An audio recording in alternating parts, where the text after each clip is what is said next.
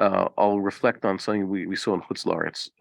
Kew Gardens Hills is much safer than it was when I was growing up. I grew up in a very Jewish community. But my father always told us, don't leave your tricycles outside or your bicycle or whatever it is, your children's toys. The bimba, you know what a bimba is? No, you know what bimba is. You grew up here. Bimba is anything that the children has wheels, a little wagon or something that the children sit on and it moves. Remember big wheels? We used to have those as kids. Oh, those like flyer things. Yeah, okay. Whatever it is, those types of toys you used to not be able to leave outside your house. Now in Kew Gardens Hills, thank God. You know what you see? The good from people leave their children's toys outside. No fear that people are going to come and take it. Strollers, bicycles, just like in Jerusalem, just like in Kuchav Yaakov. You don't have to, no fear of theft. Why? Because even though the neighborhood was Jewish when I left, talking about I made Aliyah 17 years ago now, 16 years ago. Now it's even better. The whole place is much more Jewish. They're building more shuls and more yeshivas, and that which exists is becoming bigger. I even had, no, it's great. I mean, it's great for them. It's good. Look, you benefit. Having a Jewish community is a benefit to everybody around. As even some guy figured out, like the Polacks for a while, and realized, why do you invite Jews to live in your country? Because it's a benefit to you to have Jews living in your neighborhood. It helps you economically. It helps you socially. It brings down the crime. Brings up the standard of living. Having Jews is a benefit to everybody else, right? So it benefits them. So the Jews, they're benefiting. They're building more.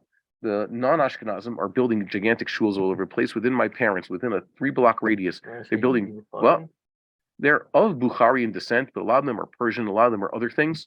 They center around the Bukharians, and people who don't understand just call them, those Bukharians are like different. Like, oh yeah, I don't hang out with the Bukharians except my barber and the grocer and this guy and that guy and my coworker, the Bukharian. It's like, so you have a thing against Bukharians? I remember one guy was also, I don't like Bukharians. You work with the Bukharian, your best friend's a Bukharian guy. Like, what about that guy? Oh yeah, he's okay, and he's okay, and he's okay. Fine. But they don't daven with them so far because that's still foreign. Regular Ashkenazic descent people don't daven with them. So that's why you have this strange phenomenon all over the place. Big Ashkenazic institution, classical one, like the Rabbinical Seminary American, right across the street. They're building something that's not Ashkenazic, also a gigantic yeshiva. And all over places like that. Even, I'll tell you the most surprising thing, before they changed the clock, which I only had one day before they basically changed the clock, that first Thursday and Friday, and that was it. Then they changed the clock. I found a nice minyan early enough for when I was waking up, because once you get to America, you wake up at 5 o'clock. Right around the corner from my parents, a shtibel. They were building themselves a bigger building, and it was also the seat of the bastin of a prominent Sephardic rabbi who teaches at YU. It was the closest. Yeah, it was less than a block from my parents' house. Right down the hill, around the corner. It was like walking over to behind that shul. That's how close it was to my parents' house. And I was very surprised. I'm very, very happy. Oh, good. Things are getting better. The problem was after they changed the clock, sunrise is basically a little bit after 7, but they didn't change their davening time. They were davening shortly after 6. I couldn't find a decent minyan that was like Sephardic. I wanted to be there for Birkat Kohanim, but all the Sephardim around were davening at, let's say, Shemon Esrei at 6:40 in the morning. Easily half an hour before Zricha. So I understand that you can daven then Shas and Chak. People have to go to work, but that's just when I'm putting on tefillin. So it wasn't for me. So I didn't get to daven with the Sephardim as much as I wanted to. But thank God in the middle Shabbos I was able to. So things are getting bigger and better. But they also have the Chutz La'aretz mentality. I was trying to talk to Rabbanim and warn them about the changes that are happening here, specifically that many people are going to Har Bayis. Many Rabbanim are, many groups are from the yeshivas. They don't believe it. But you guys have seen it. You know about what's going on. In every yeshiva, there's a core group. In some yeshivas, they just go. It's not just Rabbi Rabidovich. Many, and also post-high school places. I know of at least 2 Anglo post-high school programs that take their students up to Har Bayis. Migdal? Yeah, Leva Torah. And who else? I'm sure there's and I don't know what else is going on, or at least openly doing that.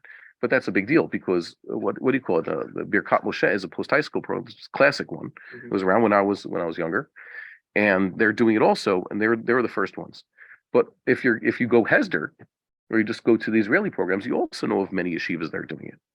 And just the yeshiva here is no exception. Her Rosh Yeshiva leads their students to Har Bayis. And I was telling Rabbanim about this because I want them to know. Maybe many of them were scandalized, and rightly so. It's not what they know, but they at least should know about this because it's happening. But the problem is when you're stuck in America, there's a lot. Like I was surprising a lot of people with a lot of things. And of course, if you're in America, you're more, I guess, like I said, you're on the other side of the adoption curve. They're not there yet. So God willing, they'll be there. But again, you have to come here because we need all those good frum Jews that I was just discussing. They're stuck in Kew Gardens Hills, right? And in Flatbush and the five towns. We saw all these nice places bursting at the seams with Jews. Why are they not here? Things would be different if they were here. Reish Lakish's Taina. You have to be here, right? Rabbi Bar-Hayim likes to point out, Reish Lakish says, I hate you Babylonians. It's your fault that this whole Second Temple era thing didn't work out. Yeah, I've seen it all over the place. And the Satmars are the most excited. That group in Williamsburg, they're totally on it. It was good to meet the fellas in California. You know them? Oh, you've been to California. Yeah. I didn't see Leon in California, but it was very nice of the people there. Part of California. Where I was in California reminded me of Baltimore. For some reason, when I was delirious after, I basically didn't sleep for 24 hours.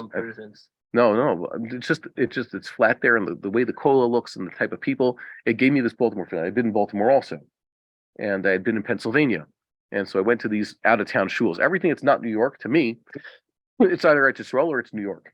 So I was in Pennsylvania, I was in Baltimore, and I was in California, and I didn't sleep for at least 30 hours when I was traveling to California because I woke up Thursday morning, I went first thing to the plane, I spent half the day in California. I took a midnight flight back to New York. I got back to New York. I had to deal with stuff with the kids. I finally took a nap sometime in the middle of the day, got interrupted. So I was a little bit out of it. And I was thinking, I felt the Baltimore feeling from there. But then again, or was I like that place out in Scranton or near Wilkes-Barre where I was a few days before that. So I got around, thank God. But it all felt like out of town. It's all the same to me. And really that's the way it is. If it's not New York, it's out of town. So out-of-towners, they're more inspired than New Yorkers for some strange reason. Out of town, people are more excited to hear about, let's say, Haggadah Pesach. Isn't that weird? At least the out-of-towners. In New York, it's a Jewish haven, apparently, so you want to stay in New York. But in other places, maybe just I have a small sample size, but that's the way I was feeling about this. So there you go. And people in America, I guess, they're just stubborn. They'll stick to what they do. And I hope that God gives them the ability to come here and join us because we really need them. The disadvantage of a large community is that large communities encourage people to view the Torah as largely copying what other people do and how other people think, which means that that's how you approach Judaism. Then coming up with new ideas or getting into new things and getting excited about Gillah or getting excited about bringing Korbanot again is kind of neither here nor there. It's like, I don't see anyone else around me doing that. They're all from Jews, therefore I don't have to do it. We don't have to do it. Yes. It's harder to get excited about that. I heard the "this is our Masorah" fallacy quite a few times from family and Rabbanim. Everybody, like, you can't do that. It's not our Masorah. We would like to encourage our viewers to share these videos with friends and send in your responses. If you would like to obtain Birkon Nusach Eretz Yisrael or invite the rabbi for a speaking engagement, please email us at office@machonshilo.org.